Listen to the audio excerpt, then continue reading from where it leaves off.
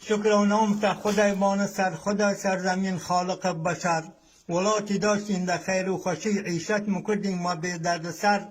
مردم فقیر همه اهل دین همه گوش و بانگ حجی اسکندر تا یه روز آمه باد شر نیمه ولاته کنیدن و در سفر و بدن و خاک ایران ذرواته بی و روز محشر بعد از تذکیرات اند و بی و جنگ جان و مالمان افتاده خطر هر که فرار کرد و یه ولات بی نان و بی او بی چای و شکر نه کار نه بار نه باب و رزقی در پای دیوارا غمین و پکر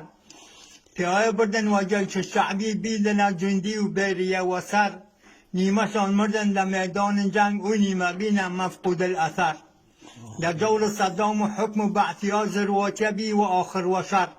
خانا رمیدن باقا هشکو بین ولا چورو بین نمندش بشر خود تعریف کردی در ذرواتی